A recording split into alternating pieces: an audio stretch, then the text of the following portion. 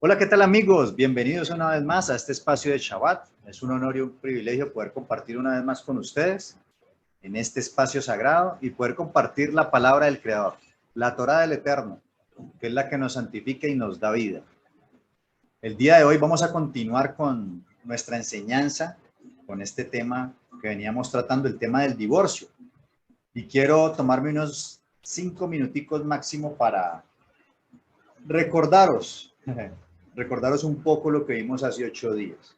Hace 8 días terminamos de ver, digamos, muchas de las razones por las cuales en el mundo, en el sistema, este mundo que no tiene nada que ver con la Torá, cuáles eran las causales de divorcio en un orden de acuerdo a los porcentajes por los cuales la gente se divorcia normalmente. Y luego hicimos un contraste con todo lo que hemos venido estudiando en este curso familiar y nos dimos cuenta que precisamente se evidenció que el desconocimiento de la palabra del Creador conlleva a que ocurran todo ese tipo de divorcios. Y luego pasamos a la escritura, a la Torá, a las palabras del Mashiach, Yehoshua, y a las palabras del apóstol Pablo que vamos a ver hoy. ¿Qué decían ellos acerca del divorcio? Y empezamos con el Mesías, en el primer siglo, cuando habla de que vinieron los fariseos para tentarle, dicen que si era lícito dar carta de repudio, de divorcio a las mujeres por cualquier causa. Y estuvimos viendo ampliamente, el Mesías era claramente una pregunta que concernía con un pasaje de la Torá, que es Deuteronomio 24:1, donde habla precisamente, cita esa misma frase que le citaron ellos a él. Y vimos cómo el Mesías interpretó. Veíamos que habían dos escuelas muy prominentes, la escuela de Hillel, la escuela de Shammai. La escuela de Shammai era más estricta, más ortodoxa, y interpretó esa frase, o sea, digamos, se quedó con una parte de la frase de Herbat Dabar, se quedó con la parte de Herbat, que tiene que ver con indecencia, y ellos interpretaban que esa indecencia tenía que ver con un acto inmoral de la mujer, que tenía que ver con fornicación o adulterio, y que esa era la causal para divorciarse. Recuerdo, ¿no? Recuerdo una vez más que en este contexto que estamos hablando de la Torá, el hombre era el que daba la carta, íbamos en la primera parte, ¿no? El hombre era el que daba la carta de divorcio a la mujer, independientemente de cualquier cosa, era el hombre el que tenía la responsabilidad de redactarle y entregarle. En este caso, de acuerdo a la escuela de Shammai, esa indecencia se refería a eso. Y la escuela de Hillel nos decía que, o digamos que cogió la misma frase de Herbat Dabar, pero le dio relevancia a la palabra Dabar, que es lo que se traduce como por causa. Y ellos interpretaban esa causa como cualquier causa. Y entonces decíamos que si se le quemaban los frijoles, bueno, en esa época seguramente no hacían eso en ese contexto, pero si se le quemaba la comida, o por cualquier razón, incluso llegamos a hablar del Rabbi Akiva, que ya era en el siglo, terminando el siglo I, que incluso si ibas en la calle y veías a una mujer más hermosa, entonces te podías divorciar de la tuya. Pero la escuela de Hillel hacía énfasis en cualquier causa, o sea que la causa mínima, si no te gustaba, la despachabas. Algo pues que iba, digamos, un ataque directo al, ¿cómo lo diríamos? Al honor,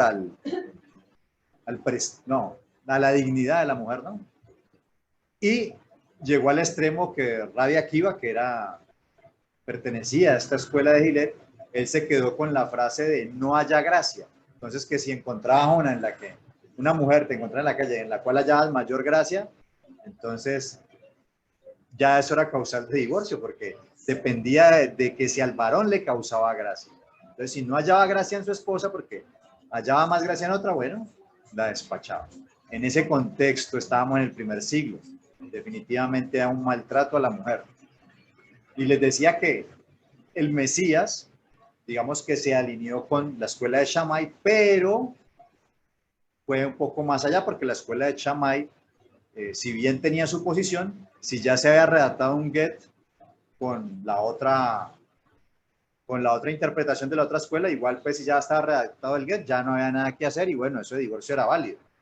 El Mesías dijo, no, así usted tenga el get en la mano y si usted no se ha divorciado por adulterio o fornicación, usted va y se casa con otro, usted está en adulterio y la mujer que usted despidió, repudió, también está en adulterio si se casa con otro. Entonces vimos que el Mesías fue mucho más ortodoxo que los mismos, que la misma escuela de Shammai. Y eso es lo que estábamos viendo. El Mesías vino a dar honor, un poco de honor a la mujer, porque se estaba socavando. Ahora, ¿era la Torá machista? No.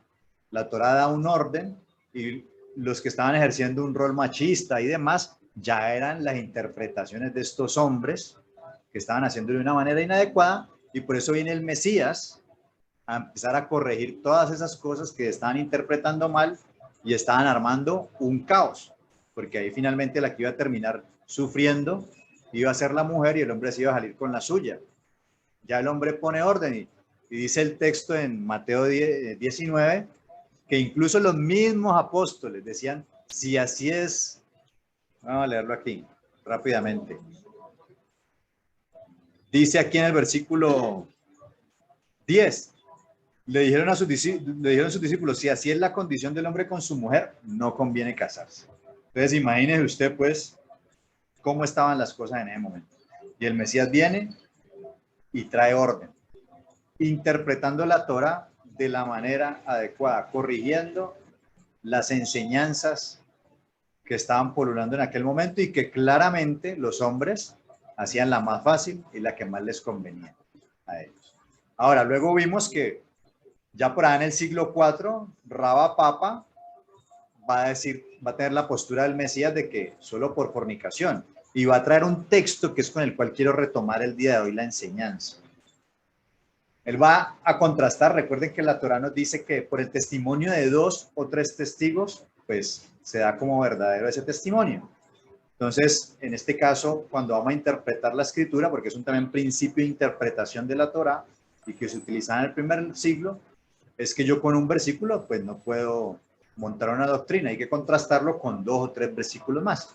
En este caso, Rabba Papa va a citar este versículo de Deuteronomio 22, del 28 al 29, que con él terminamos ese día, hace 8 días, y dice lo siguiente: cuando algún hombre hallare una joven virgen que no fuere desposada, sí, eso ya lo explicamos, desposada era que se ha firmado un contrato, ya firman el contrato y legalmente son esposos, aunque el matrimonio no se haya consumado, el hombre se va,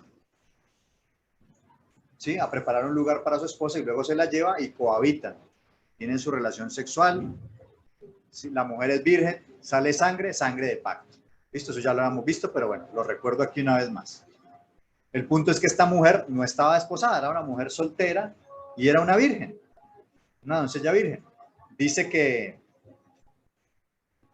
cuando algún hombre hallare una joven virgen que no fuera desposada y la tomare y se acostare con ella y fueren descubiertos, aquí lo que el texto nos muestra es que pues no hubo una violación, porque cuando leemos ese pasaje de Deuteronomio versículos antes, está hablando cuando si un hombre está abusando de una mujer y que la mujer debe gritar. Bueno, no lo vamos a tocar ahorita porque ya nos desviamos un poco, pero aquí en este punto está hablando de una relación sexual en la cual los dos están consintiendo tenerla. Y dice ahí que se acostaron, fueron descubiertos, dice el versículo 29, entonces el hombre que se acostó con ella dará al padre de la joven 50 piezas de plata y ella será su mujer por cuanto la humilló. No la podrá despedir en todos sus días. Entonces mire que yo me pongo a pensar, pues, de acuerdo, el orden bíblico, o sea, recuerden que la Torá del Eterno trae orden en medio del caos. ¿Cómo sería si traemos esta palabra acá y la aplicamos al contexto en que nosotros estamos? ¿Traería orden? Claro que traería orden. Claro que traería orden, porque ya entonces el hombre no va a salir a tratar de seducir a cuanta mujer se encuentre para tratar de acostarse con ella. Porque si se acuesta con ella, tiene que casarse con ella. De acuerdo a lo que dice la Torá. Porque la relación sexual es algo sagrado para Elohim. Y la llave para esa relación sexual es el matrimonio. ¿Ya? ¿Tener una relación sexual es pecado? No, si está dentro del contexto del matrimonio. Si está fuera del contexto del matrimonio, y no la tomas para casarte con ella, estás fornicando, estás humillando a esa mujer. Entonces, en el contexto bíblico, acostarse con una mujer es matrimonio. Si no, estás humillando a esa mujer.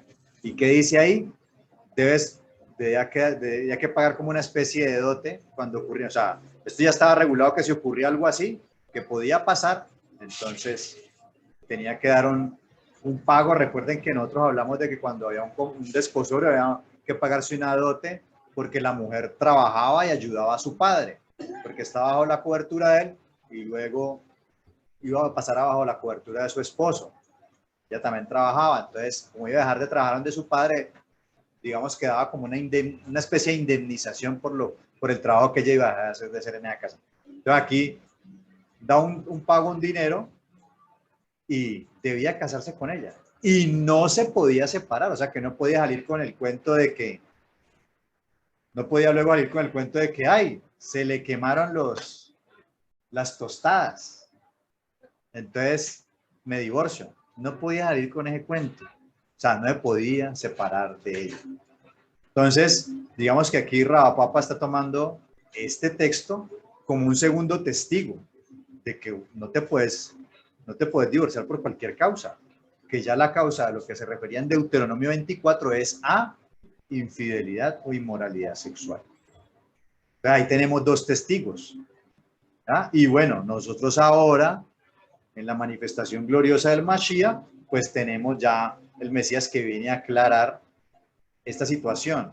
Pero vemos que aquí, incluso dentro del judaísmo, siglos después, hay un rabino que pues, va a citar este texto para soportar eso, ¿no? ¿Claro hasta ahí? Muy bien.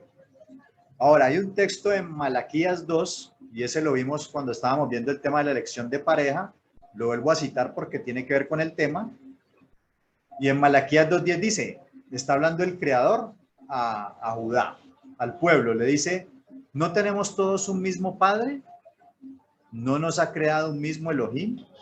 ¿Por qué pues nos portamos deslealmente el uno contra el otro, profanando el pacto de nuestros padres? Sí, porque recuerden que el pueblo es la novia de Elohim. El matrimonio es como una, ¿cómo es que se dice la palabra? Paralelo, ¿no? O sea, la relación de entre, sí, se me olvidó la palabra. O sea, lo que es el esposo a la esposa es Elohim al pueblo. Elohim es el varón y la esposa es el pueblo. Entonces, por eso él compara mucho esa relación y lo que sucedió en el Sinaí fue una que tuvo que ya lo hemos hablado. Dice, prevaricó Judá y en Israel y en Jerusalén se ha cometido abominación porque Judá ha profanado el santuario de Adonai que él amó y se casó con hija de Dios extraño. O sea, ellos, hijos de Elohim, se consiguieron mujeres extranjeras que adoraban a otros dioses para casarse con ellas, que ya eso lo vimos tema anterior. Adonai cortará de las tiendas de Jacob al hombre que hiciere esto, al que vela y al que responde y al que ofrece ofrenda a Adonai de los ejércitos. Dice, y esta otra vez haréis cubrir el altar de Adonai de lágrimas, de llanto y de clamor. O sea, estos hombres, por haber hecho estos, como consecuencia del altar, ellos iban al altar a seguir ofreciendo a seguir dando sus ofrendas y demás, y el Eterno le está reclamando que el altar está cubierto de lágrimas, de llanto y de clamor. Dice, así que no miraré más a la ofrenda para aceptarla con gusto de vuestra mano. Mas diréis, ¿por qué? Porque Adonai atestiguaba entre ti y la mujer de tu juventud, contra la cual has sido desleal, siendo ella tu compañera y la mujer de tu pacto. O sea, estos varones se habían divorciado, habían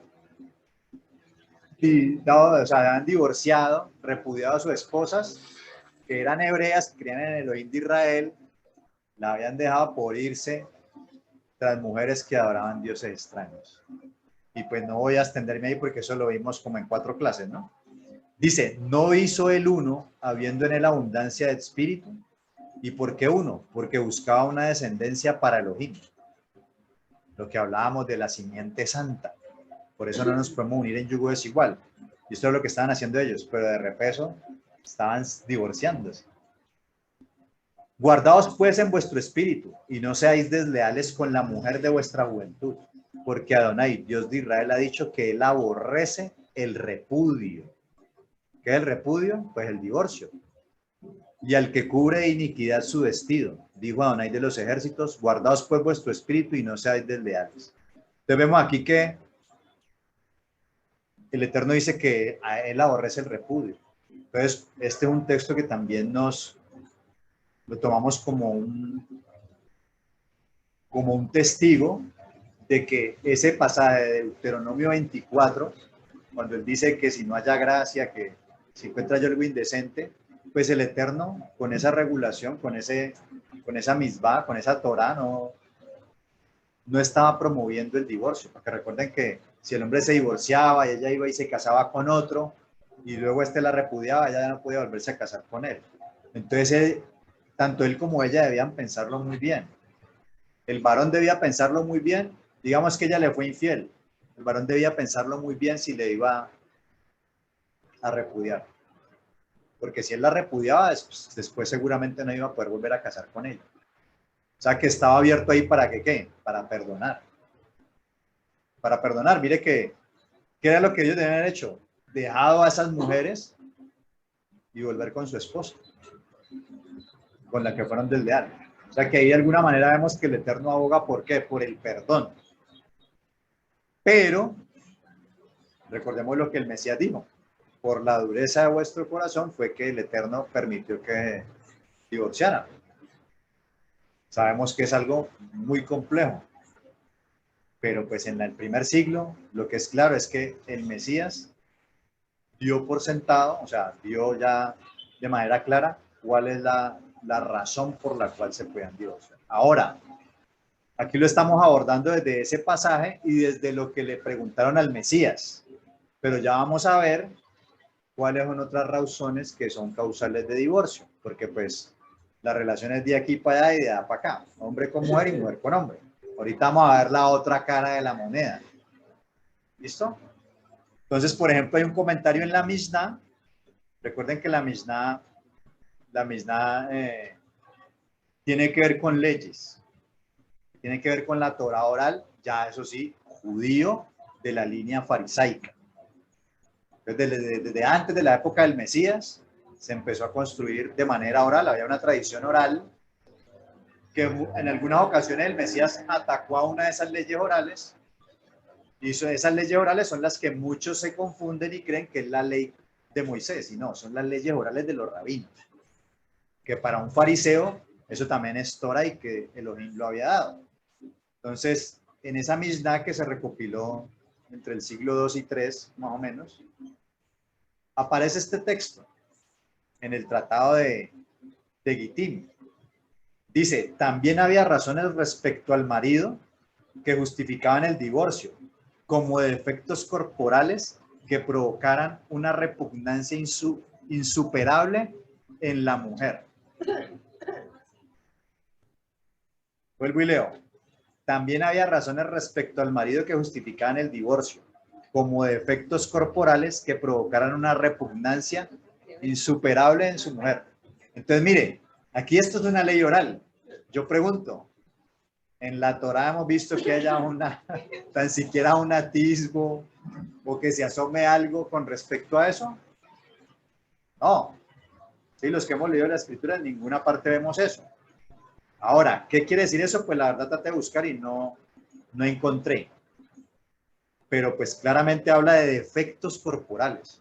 Recuerden que en esa época el matrimonio se llevaba a cabo por un acuerdo entre los padres, pero las personas decían si sí o no. No es que le imponían, la mujer decía si quería o no, y lo mismo el varón. Entonces, finalmente, si estaban juntos era porque en últimas ellos habían querido. Tampoco es que fuera pues una imposición de que y no. En últimas quisieron, y pues si tenía un defecto corporal, no sé, le olían mal los pies, no sé a qué se refiere esto. Habla de repugnancia. Pues Entonces, lo que quiero mostrarles aquí con este testimonio histórico es que mire que no solamente era de aquí para allá y no de allá para acá. O sea, realmente cuando vemos lo que ellos estaban interpretando en esa época, pues se asemeja a lo que nosotros vimos inicialmente en la primera y parte de la segunda charla, que la gente tenía un poco de razones por las cuales divorciarse de los demás, del marido o viceversa. Y ellos aquí, pues también vemos que, también dando unas razones que no, por eso vemos que el Mesías llega y vea, por esta razón sí, lo demás, va y te casas con otro adulterio. Entonces aquí, por ejemplo, este testimonio, la verdad que queda uno como que, ¿qué? ¿What? ¿Qué es esto? Realmente en la escritura no se ve nada de esto. Sigamos. Vamos ahora sí a la Torá. La Torá sí nos va a dar otra razón por la cual la mujer puede divorciarse del varón. En Éxodo 21:7 dice lo siguiente: y cuando alguno vendiere su hija por sierva, es decir, un hebreo caía en deuda con otra persona, con otro hebreo, quedaba en deuda y no tenía cómo pagarle, iba a quedar pobre, la casa de él iba a quedar desprotegida, porque recuerden que el varón, el papá era el que se echaba la casa al hombro, y la familia iba a quedar desprotegida, y si tenía hija, pues... Entonces dice aquí, y cuando alguno vendiere a su hija como por sierva, cuando dice que la vendiera, no hay que entenderlo como que la vendió para pagar la deuda, no.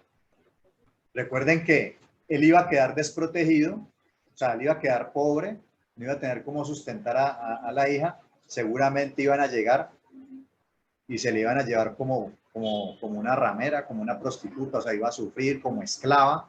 Entonces él más bien a un hermano, o sea, a uno del pueblo, la entregaba para que esta persona, ya lo vamos a seguir leyendo, mire lo que dice. Dice, y cuando alguno vendiera a su hija por sierva, no saldrá ella como suelen salir los siervos, sino agradaría a su señor, o sea, al señor al que la está entregando, por lo cual no la tomó por esposa, o sea, él se la daba para que él o la tomara como esposa, era una. Dos, se le permitirá que se rescate, es decir, que otro hermano, un familiar del señor que entregó a su hija, pagara el dinero de la deuda y rescatara a la hija. O, dice, y no la podrá vender a pueblo extraño cuando la desechare. O sea, él dice, no, yo con esta mujer no me voy a casar. Entonces, usted no la puede vender a otro, a un extranjero o algo, no la puede vender. Entonces, o la tomas por esposa, o permites que alguien la rescate, o, lo que dice aquí, mas si la hubiere desposado con su hijo, la otra cosa que podía hacer este hombre era que se casara con el hijo.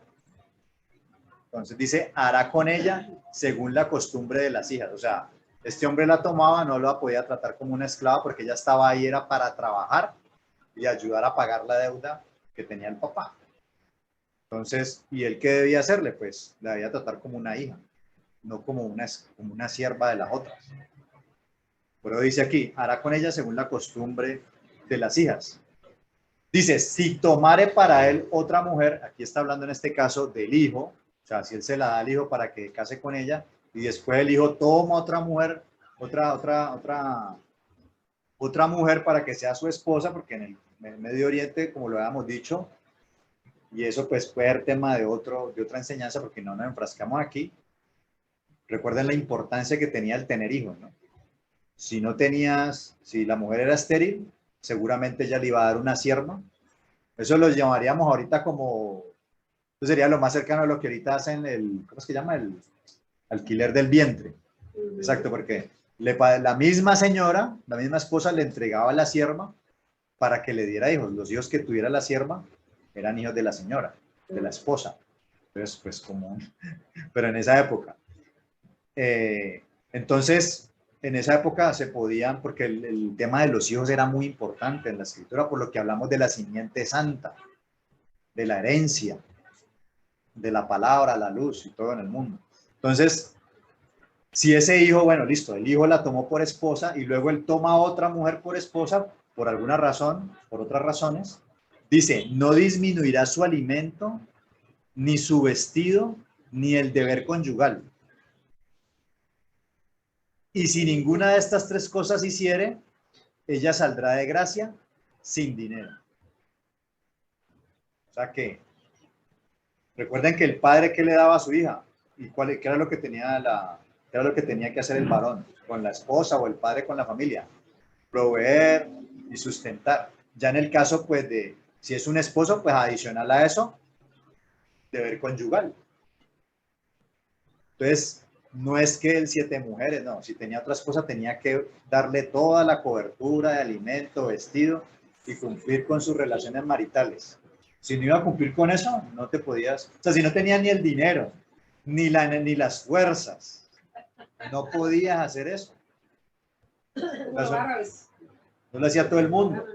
Entonces, bueno, aquí en este contexto de este texto, ojo con esto que les voy a decir, en este texto hay comentaristas y muchos dentro del judaísmo que toman que si no cumple con estas tres cosas, se refiere a que el señor que la tomó no la toma por esposa, ni le permite que le hagan rescate a ella, ni la esposa con su hijo. Según unos intérpretes dicen que eso se refiere a eso, pero cuando uno lee el texto aquí, claramente viene una línea y habla de que toma a otra por esposa, y en ese contexto es que habla de que no le disminuirá alimento, ni vestido, ni nivel conyugal, y si ninguna de estas tres cosas hiciere, pues ¿cuáles? Las últimas que acabo de decir. Dice, ella saldrá de gracia sin dinero. O sea, porque él no está cumpliendo lo que tenía que cumplir, con lo mínimo que tenía que hacer, porque la tenían que tener como una hija, en este caso ya pues como una esposa, supliéndole todas las necesidades. Ahora, entonces, ¿puedo tomar yo esto? O sea, así como hicimos con el varón, que el varón la despache por cualquier cosa. Entonces aquí tomamos esto como que entonces la mujer tiene que ser interesada, y si el hombre tiene una crisis económica, entonces carta, divorcio y chao. ¿Será que el Eterno está promoviendo eso? ¿Ah? ¿Será que el Eterno está promoviendo eso? O sea, aquí en este caso estamos hablando de que si va a tomar otra mujer por esposa es porque tiene una capacidad. Si no lo hace es porque no quiere. Entonces, en ese caso, pues no está cumpliendo. Porque si no, entonces tomaríamos también este texto para la mujer decir, vea, si usted no me da esto, esto y lo otro, chao. Ya, el problema, por ejemplo, si lo trasladamos, ¿y por qué lo cito esto? Porque si nos trasladamos a este contexto, y en un contexto latinoamericano, colombiano, donde las mujeres, no todas, ¿no? Pero donde debido a la historia que tenemos en las últimas décadas de narcotráfico y todo esto, pues la mujer la sociedad se volvió avara, y muchas mujeres, obviamente también, y son interesadas y demás, y solamente están detrás de eso. Y no cumplen con sus labores tampoco. O sea, son una relación de parte y parte, hay unos compromisos de parte y parte. Entonces, claramente, pues la idea es que si estás en un pacto, pues cada cual va a cumplir ese pacto. Van a haber dificultades, claro que sí, pero por eso nos tomamos la tarea de todas las otras enseñanzas, a hablar todas las temáticas de lo que es el carácter que tienen que tratar las personas, la humildad y demás. Porque en este caso que está poniendo aquí es cuando el hombre toma a otra mujer y le va a dar esas cosas por encima de ella. Acá, ya en Mashiach, ya vemos que, y ya por lo que hemos visto, o sea, varón y hembra los hizo. Un varón con una mujer. No son 2, ni 3, ni 4. Recuerden que ya después de esto, en el hombre caído, pero en el principio, el propósito inicial era otro. Y el Mesías viene a tratar de restaurar todas las cosas, porque él es el Mesías. Entonces, el contexto es muy diferente. Yo no puedo coger este texto para decir que no, porque si es un hombre que trabaja, tiene una sola esposa, la sustenta y llegó en un momento de dificultad y se presenta esto, pues obviamente la mujer tiene que estar ahí para apoyarlo, porque él no ha conseguido otra esposa y le está dando eso a ella y le está dejando de eso. Es una situación totalmente diferente. Simplemente cito esto porque no faltan los que cogen los textos y fuera de contexto y vuelven un pretexto para... De pronto alguien por ahí ve la enseñanza, la coge, la toma, y vea. No, o Escuché por ahí que Javier dijo, no, Javier no ha dicho nada, las cosas como son. ¿Ya? Ok, ¿estamos claros? Mire que también, o sea, el hombre tiene un deber, sustentar, proveer, cumplir con su esposa. Ok, ahorita nos vamos a otro texto del Brit Hadashah, donde va a hablar Shaul, el apóstol Pablo, más conocido como Pablo, su nombre griego, y es 1 Corintios 7, 8 al 16.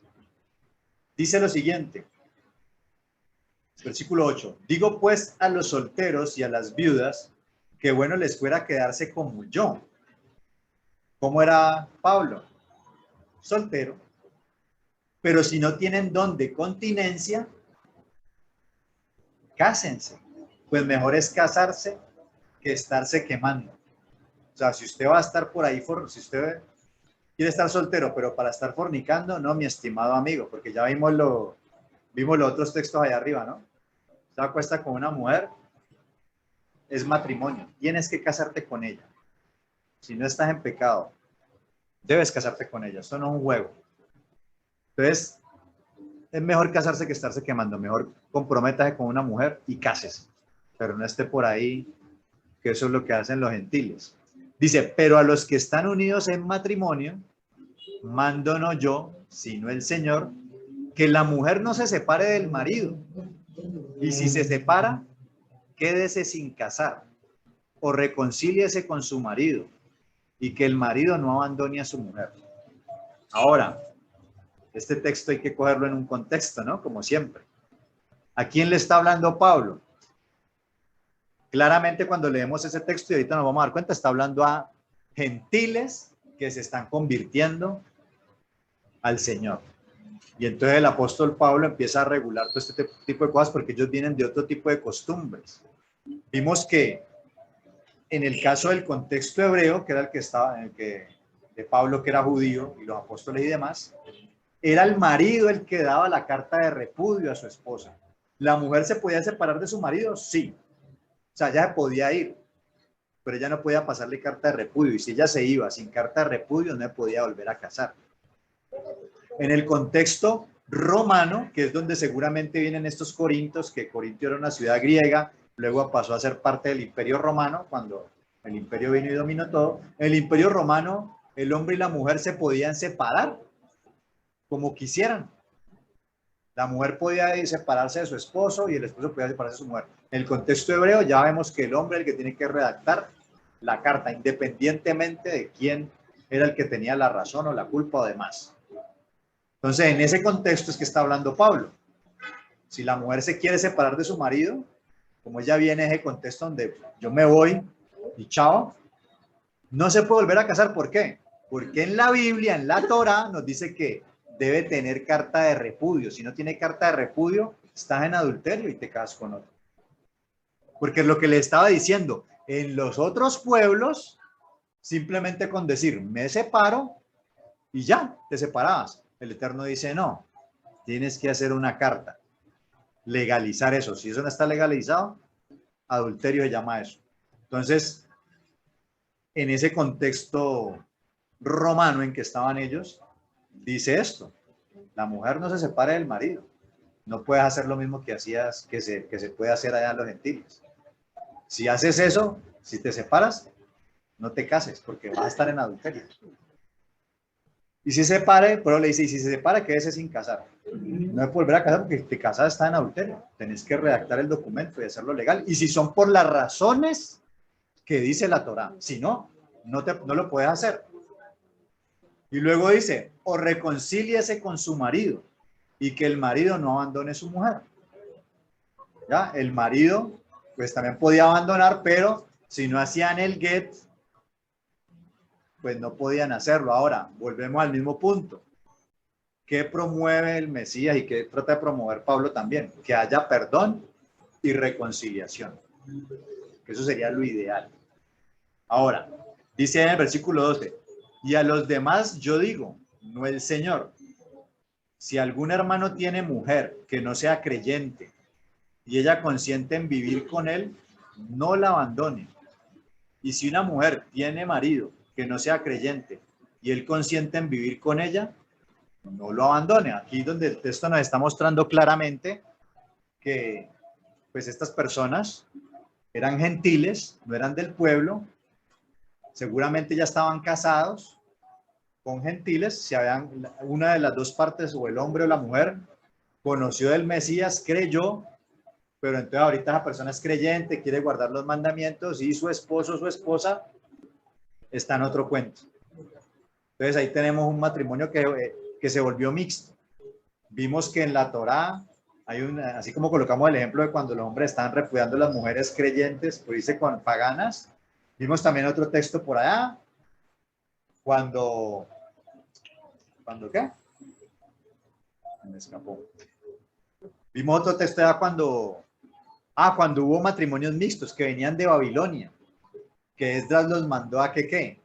A que abandonaran a esas mujeres, o si no le iban a quitar toda la herencia a ellos. Ellos estuvieron en Babilonia, se casaron con extranjeras, matrimonios mixtos, esos hijos que iban a tener, iban a ser bastardos, iban a ser reconocidos como israelitas, y entonces ellos, y obviamente claramente estaban violando el mandamiento que dice que no te puedes casar con extranjeras, que tiene que ver con las hijas del pueblo, y viceversa. Y bueno, la enseñanza de no unáis en yugo desigual. Aquí no aplicaba porque ya estaban casados. Entonces, algunos pueden sacar ese pretexto de, yo como me convertí en creyente y este no quiere creer, entonces, bueno, divorciémonos. Aquí el apóstol está diciendo, no hagas eso. Si tú, hombre, te vuelves creyente y tu mujer no quiere creer, no la abandones. O tu mujer te convertiste y tu esposo no quiere creer, no lo hagas, no lo abandones tampoco, no lo abandones y no lo abandones. Dice, porque el marido incrédulo es santificado en la mujer y la mujer incrédula en el marido. Pues de otra manera vuestros hijos serían impuros, mientras que ahora son santos. ¿Qué pasaba en ese contexto? Imperio Romano. Mire cómo cambian las cosas. Hoy en día, si el esposo se separa de una mujer, ¿qué pasa? ¿Con quién quedan los hijos? Con la mamá, ¿sí o no? Pues resulta que en el contexto del primer siglo, en el Imperio Romano, si un hombre se separaba de una mujer, los hijos quedaban con el padre, porque los hombres, el hombre era el pater familias en el Imperio Romano, y la mujer se casaba con una mujer para que le diera hijos a él. Los hijos eran de él, no de ella. Entonces, él era el que se quedaba con los hijos. Entonces, por eso le dice, mujer, no lo abandones porque el único chico que tienes de santificar tus hijos, o sea, aquí no está diciendo de que si usted mujer creyente es salva, porque cree en el Mesías, no quiere decir que su esposo le va a salvar y que sus hijos también, pero el hecho de que usted esté ahí en la casa, pues eres luz, van a tener una influencia de la palabra, le vas a poder enseñar a tus hijos la palabra, incluso tu mismo esposo lo va a ir persuadiendo para que crean la palabra y ellos pueden ser santificados. O sea, tú eres la única que está santificada y que puedes santificar, porque van a empezar a guardar mandamientos, preceptos, estatutos que van a traer luz a ese hogar. De lo contrario, pues ¿en qué van a quedar? En tinieblas. Entonces dice el versículo 15, pero si el incrédulo se separa, sepárese, pues no está el hermano o la hermana sujeto a servidumbre en semejante caso, sino que a paz nos llamó Elohim. Porque, ¿qué sabes tú, oh mujer, si quizás harás salvo a tu marido? ¿O qué sabes tú, marido, si quizás harás salvo a tu mujer? Entonces, el hecho de que yo me vuelva creyente y que mi esposa, o si es viceversa, no es creyente, entonces algunos argumentan, no, estamos en yugo desigual, entonces me tengo que separar. Eso no es un argumento. Porque eso ocurrió antes de que usted fuera creyente. Eso aplicaba si usted era creyente y se casó en yugo desigual. Pero usted ya estaba casado. Ya hay un pacto, hay una relación. Lo que él está diciendo es que si esa persona incrédula no soporta tu nueva creencia y no quiere estar más contigo por esa creencia y todo eso, y ella es la que decide que se divorcien, entonces, en ese caso, listo, ok, si no puedes hacer nada, entonces divórciate. Pero que, digamos que esa decisión venga de parte de la persona incrédula, no de tú como creyente. Tú como creyente debes abogar por tratar de influenciar a tu familia para que santifique tus hijos y tu esposo. Y bueno, ahí lo dicen en viceversa. ¿Qué sabes tú? O sea, si tú lo dejas, si tú abandonas tu marido en el contexto romano a gentiles que les está hablando, pues los hijos van a quedar con el esposo. O sea, que no les vas a poder hablar la palabra, ni a él tampoco. Y al contrario, pues también no le vas a poder hablar a tu esposa y hablar de la palabra y que se convierta.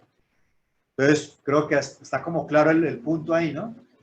O sea, ¿que estamos claros o no? Ok, espero que sí. No decía alguna pregunta hasta ahí. Mi mamá estaba por acá.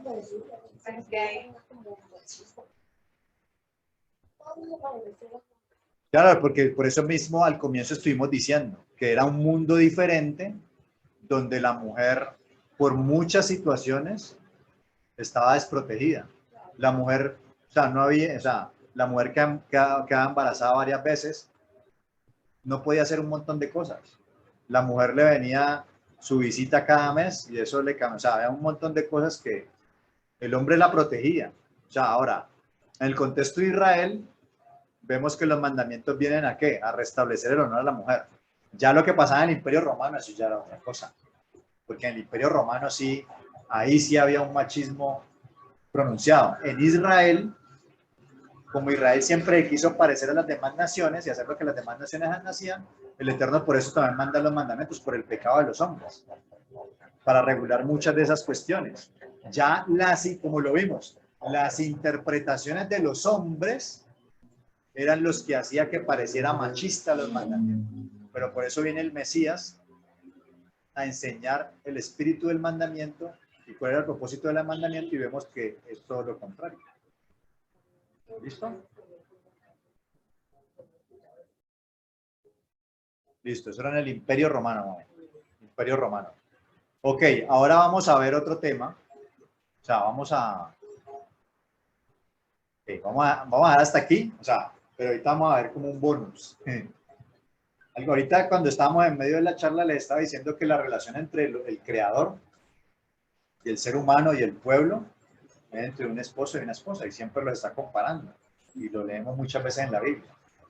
Ahorita vámonos aquí al punto espiritual de nosotros como pueblo o como seres humanos y la relación con el creador. Porque evidentemente hay muchas citas con respecto a eso. Aquí solamente voy a hacer algo sencillo, porque pues, obviamente eso sería un tema súper extenso, pero no. Vamos a traerlo aquí. Elohim, Dios, repudió a Adán. Ya vemos que repudiar es divorciar, darle carta de divorcio. Elohim repudió a Adán y también repudió luego cuando el pueblo, cuando hizo la Ketubá allá en el Sinaí, después le da carta de repudio a Israel. Recuerden que Israel se dividió en dos. Israel se divide en casa de Judá al sur y casa de Israel al norte. El Eterno le va a dar carta de repudio a la casa de Israel. Vamos a leer unos textos aquí que nos van a iluminar esto. Pero primero, quiero que miremos en Levítico 21:14 dice, un texto que habla acerca de, este mandamiento es exclusivo para los sacerdotes, no para los demás israelitas, sino para sacerdotes. Dice, no tomará viuda ni repudiada. O sea, un sacerdote, un cohen, no podía casarse con una viuda, ni podía casarse con una mujer divorciada, con una repudiada. Ni infame ni ramera. Bueno, obviamente, y no podía casarse con todas, mucho menos con una ramera. Sino tomará de su pueblo una virgen por mujer. Un mandamiento para los Juanín. Ya los demás de Israel, el pueblo normal, sí podía casarse con una viuda o con una repudiada. Bueno, con una ramera no, ya hasta allá no llegamos. Esa palabra repudiada que aparece en este texto, en hebreo, es la palabra garash. ¿Sí? Esa palabra garash, que es la raíz primaria, significa expulsar de una posesión, especialmente expatriar o divorciar, arrojar, echar, expulsar, repudiada, repudiar, saquear.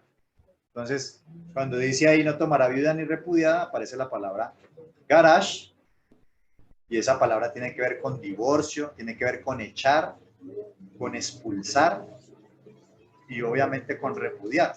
Esa misma palabra, garash, es la que aparece en Génesis 3:24, cuando dice el texto, echó pues fuera al hombre, al Adán. Recuerden que cuando el hombre peca, cuando Adán, recuerden que la palabra Adán significa ser humano de la tierra o terráqueo, pero también se utiliza para darle el nombre, como nombre a un varón, en este caso Adán, que llamaba Adán, pero Adán también representa la humanidad, hombres, mujeres, ser humano. Cuando ellos pecan, el Eterno sacó del Edén ¿a quién? A los dos, como Adán. Ellos representaban la humanidad. Entonces dice, echó pues fuera al hombre y puso al oriente del huerto de Edén querubines y una espada encendida que se revolvía por todos lados para guardar el camino del árbol de la vida. Esa palabra echó significa la palabra garash, que es la misma palabra que utiliza para repudiar. Es decir, que el Eterno expulsó, repudió al ser humano en ese momento. Se divorció. Es un sinónimo que podemos utilizar así. El Eterno se divorció de la humanidad. Fueron expulsados. Tenemos, volvemos otra vez a Deuteronomio 24:1 para ir conectando. Dice, cuando alguno tomare mujer y se casare con ella, si no le agradare por haber hallado en ella alguna cosa indecente, le escribirá carta de divorcio y se la entregará en su mano y la despedirá de su casa. Esa palabra, esa expresión carta de divorcio, es la expresión hebrea sefer keritut, que significa sefer, carta, y divorcio, keritut. Entonces, esa palabra que aparece ahí como divorcio es la palabra keritut, que yo no sé si ustedes ahí en la pantalla alcanzan a ver los que están acá. Bueno, los que están aquí en el computador seguramente lo verán más claro. Esa palabra keritut tiene unas raíces, ¿sí? Que son estas tres letricas que están aquí. Es la raíz con la cual se forma la palabra. Esta que está aquí, no. Esta de aquí funciona como vocal. Esta no. ¿Sí? Entonces, estas tres letras son la raíz de la palabra. Y esa palabra keritut viene de esa raíz de esas tres letras, que es la palabra karat.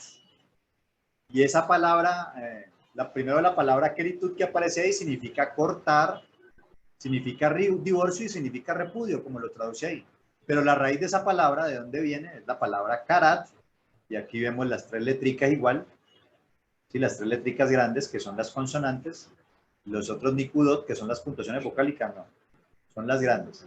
Entonces, karat, que es la raíz primaria, significa cortar, cercenar. Yo quiero que aquí se concentren, porque aquí lo que vamos a ver ahorita va a ser interesante.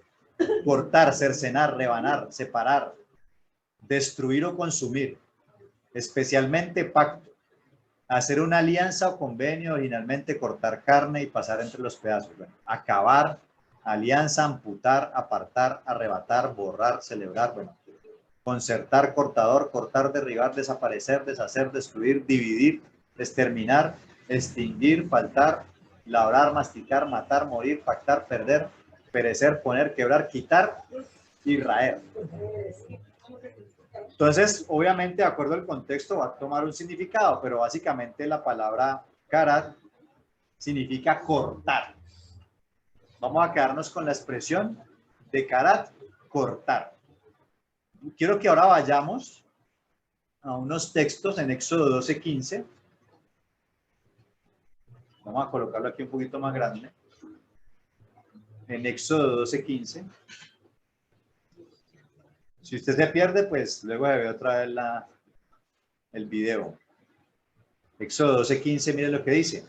7 días comeréis panes sin levadura, en el contexto de Pesaj, de la Pascua. 7 días comeréis panes sin levadura. Así el primer día haréis que no haya levadura en vuestras casas, porque cualquiera que comiere leudado desde el primer día hasta el séptimo será ¿qué? Cortado de Israel. Esa palabra cortado de Israel, adivinen qué palabra es la palabra karat. ¿Y qué significa ser cortado? Ser expulsado del pueblo, deja de ser parte del pueblo. Y recuerden que el pueblo es ¿quién? La novia, la esposa, la amada del Creador. Va a ser quitado del pueblo. Va a dejar de ser pueblo. Ahora, miremos otro texto. Ahí mismo en Éxodo 31:14. Vamos a colocarlo primero aquí. Éxodo 31. Ay, perdón. Éxodo 31.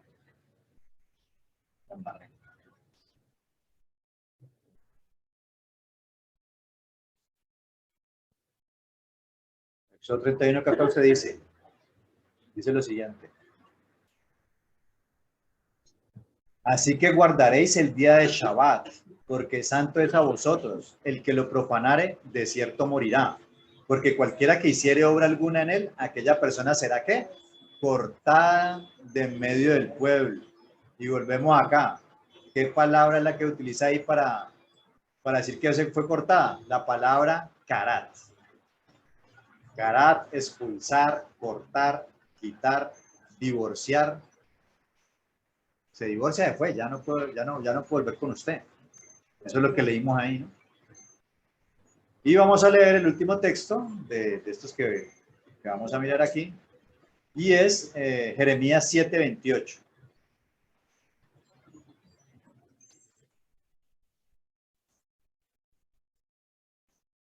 Jeremías 7.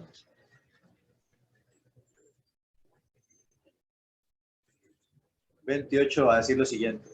Les dirás, por tanto, esta es la nación que no escuchó la voz de Adonai su Elohim, ni admitió corrección.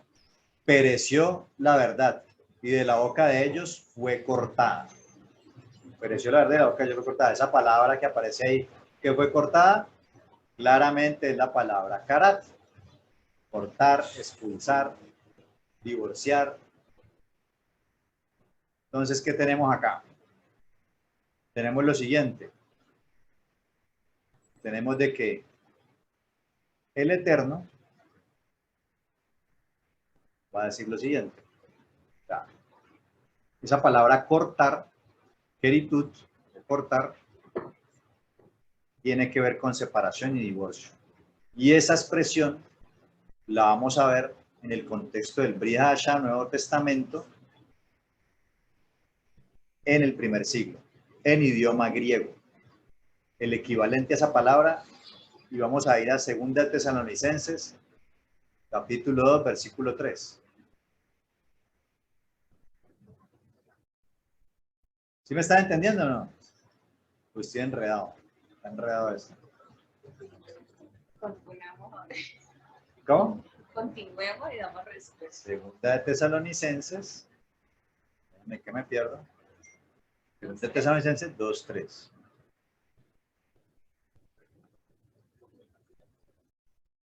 En 2 Tesalonicenses 2:3 dice. Bueno, lo voy a leer aquí en un poquito de contexto. Vamos a leerlo desde el 1. Pero con respecto a la venida de nuestro Señor Yeshua el Mesías y nuestra reunión con Él, os rogamos, hermanos, que no os dejéis mover fácilmente de nuestro modo de pensar, ni os conturbéis ni por espíritu, ni por palabra, ni por carta como si fuera nuestra, en el sentido de que el día del Señor está cerca. Nadie os engañe en ninguna manera, porque no vendrá, ¿quién no vendrá quién? El Mesías, sin que antes venga la apostasía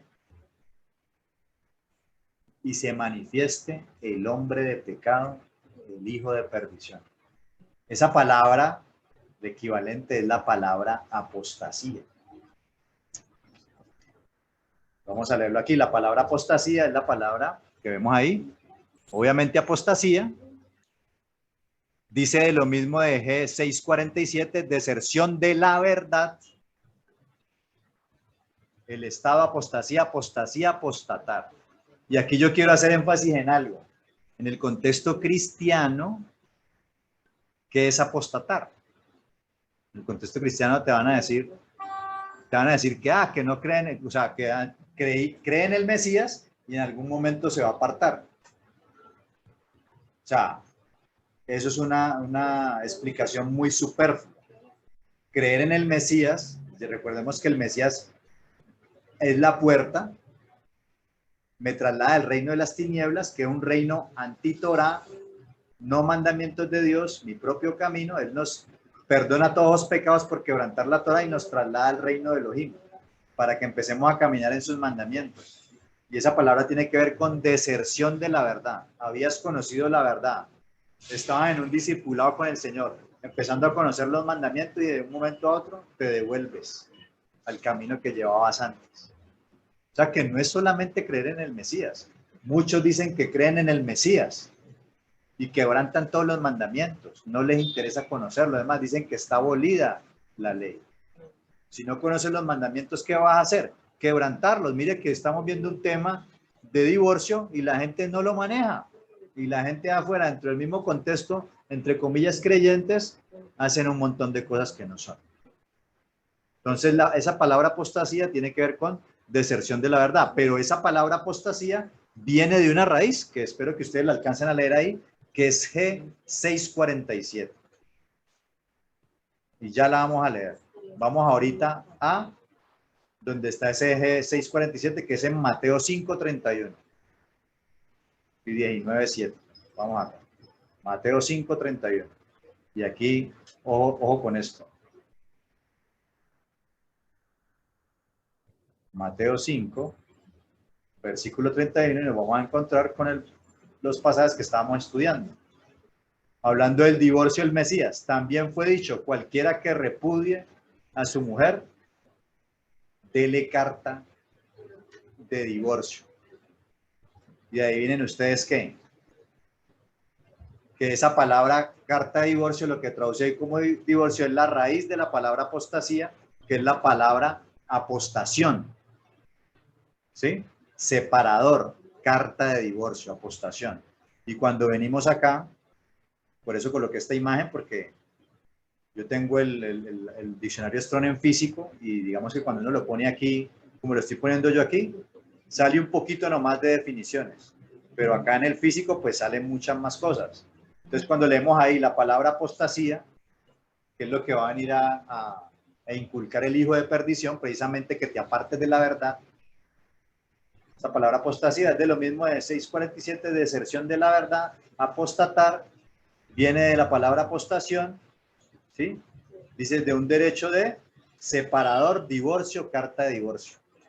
¿Y por qué Elohim se divorció de el Adán? Porque desobedeció los mandamientos.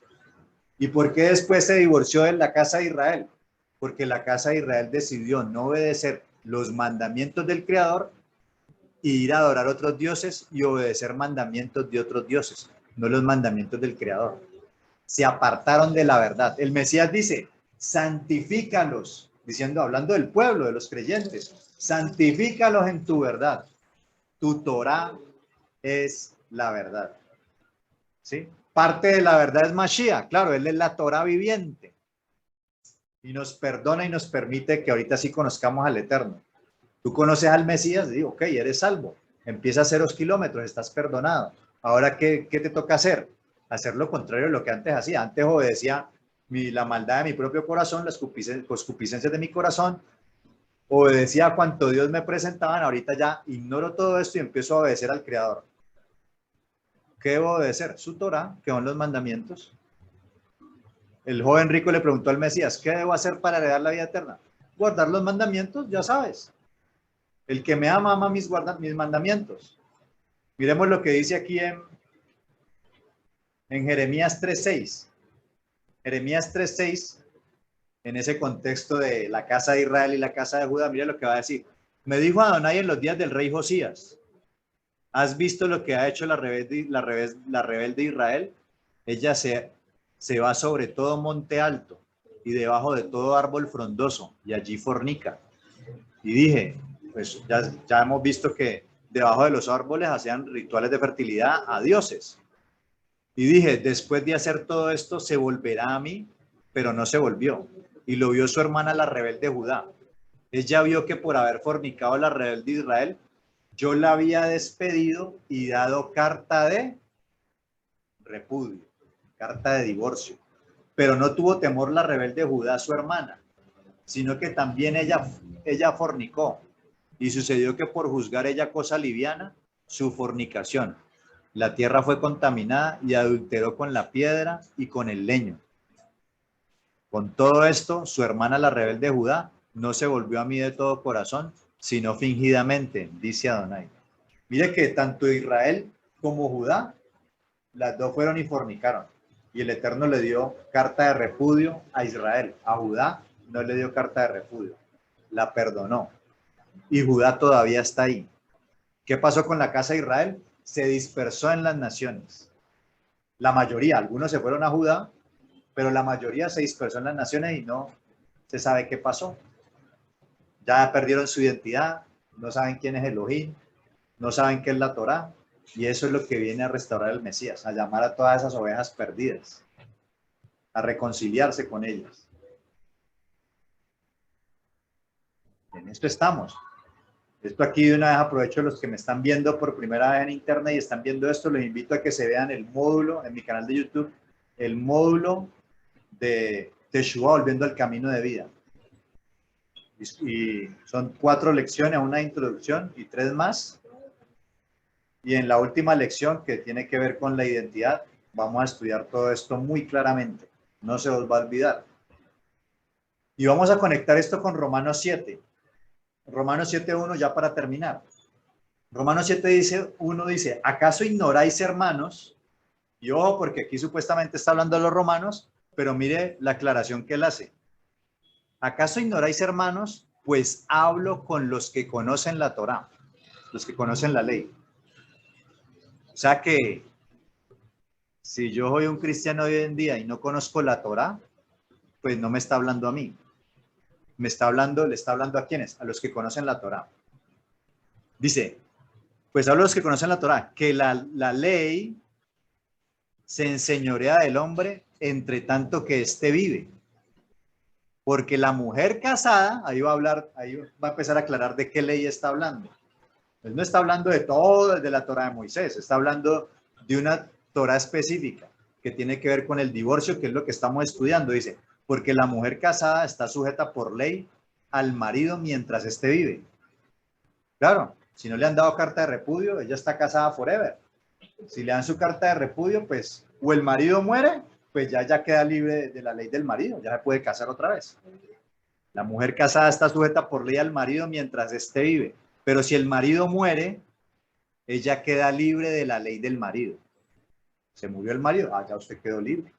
Ya usted no necesita un get, una carta, nada, ya usted queda libre, ya usted puede casar otra vez. Así que, si en vida del marido se uniere a otro varón, será llamada adúltera. Eso lo estudiamos. Si él no se ha muerto y él no le ha dado carta de divorcio, usted va y se casa con otro, ¿usted qué es? Una adúltera. Pero si su marido muriere, es libre de esa ley. Él está hablando desde esa ley de lo que el Eterno mandó en el divorcio. No está hablando de la Torá de Moisés. Dice, de tal manera que si se uniere a otro marido, no será adúltera. Entonces, si el marido muere y vas y te casas con otro, no eres adúltera porque ya eres libre de esa ley que no te permitía hacerlo.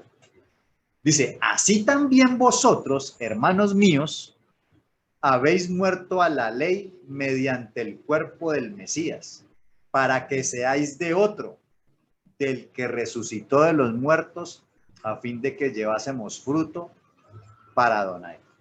Entonces, ¿por qué vino el Mesías? Vino a morir. ¿Para qué? ¿No? El pueblo de Israel era adúltero. Y los gentiles que representaban la humanidad también eran unos adúlteros. El Eterno no podía, después de haberle dado carta de repudio, haberlo repudiado, no se podía volver a casar con ella, porque ella fue con quién, y se casó con otros amantes. Si quería volver y volverse a casar, tenía que casarse con otro. Por eso el Mesías muere, para presentarse como un nuevo hombre, y por eso también dice que nosotros hemos muerto también. Y el simbolismo es que morimos y resucitamos como una nueva creación. Un hombre nuevo. Morimos y volvemos a nacer. El Mesías murió y resucitó como un nuevo hombre. ¿Para qué? Para poderse casar de nuevo con nosotros. y pudiéramos llevar fruto para el eterno. Dice, porque mientras estábamos en la carne, las pasiones pecaminosas que eran por la ley obraban en nuestros miembros, llevando fruto para muerte. Y cuando dice ahí que eran por ley, está hablando de la ley del pecado que habita en nuestros cuerpos. Y eso ya los invito en casa para que vean la lección 3 o para que lo lean de ahí para abajo y se van a dar cuenta de lo que les estoy diciendo. Porque mientras estábamos en la carne, las pasiones pecaminosas que eran por la ley obraban en nuestros miembros llevando fruto para muerte. Pero ahora estamos libres de la ley por haber muerto aquella en que estábamos sujetos. De modo que sirvamos bajo el régimen nuevo del espíritu y no el régimen viejo de la letra. El nuevo el régimen nuevo del espíritu es porque el Eterno había dado una promesa que en la renovación del pacto dice que iba a colocar su Torah en nuestra mente y en nuestro corazón. ¿Para qué? Para que ahorita sí anduviésemos en ellas. Y a través del profeta Ezequiel dice, vendrá tiempo donde os esparciré agua limpia para limpiarlo de sus impurezas y os daré un nuevo espíritu. Les quitaré el corazón de piedra y les daré un corazón de carne. Y les daré mi espíritu para que anden en mis mandamientos, preceptos y estatutos. Ezequiel 36, 20 y algo. No me acuerdo del algo. Así que mis amados, nosotros éramos una mujer. O sea, ya entendieron el tema del divorcio, pero a nivel espiritual como pueblo, éramos una mujer adúltera.